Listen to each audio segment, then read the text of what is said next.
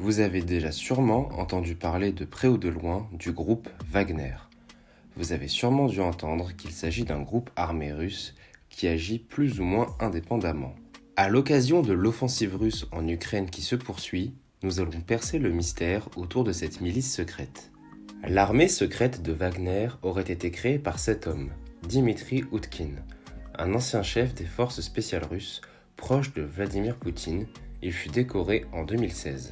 Le groupe serait actif depuis 2013, 10 000 hommes seraient passés dans leur rang, 5 000 en seraient encore actifs. Leur zone d'action est très large.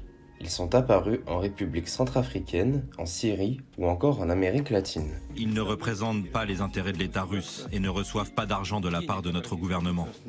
Sur une zone de conflit, il y a toujours toutes sortes de mercenaires. Même si Vladimir Poutine nie en bloc les liens entre cette milice et le Kremlin, l'intérêt pour le président russe réside dans la plausible deniability. Il s'agit d'une idée théorisée par la CIA qui stipule que dès que vous ne voulez pas reconnaître une exaction un peu trop douteuse, il est possible de rejeter la faute sur quelqu'un.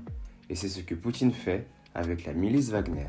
Quelques jours après le début de l'offensive russe en Ukraine, le quotidien britannique The Times stipule que 400 mercenaires du groupe Wagner auraient été missionnés pour assassiner le président ukrainien Volodymyr Zelensky. Aujourd'hui, il est fort probable que le groupe Wagner opère en secret à la solde du président Poutine un peu partout dans le monde, notamment en ce moment en Ukraine.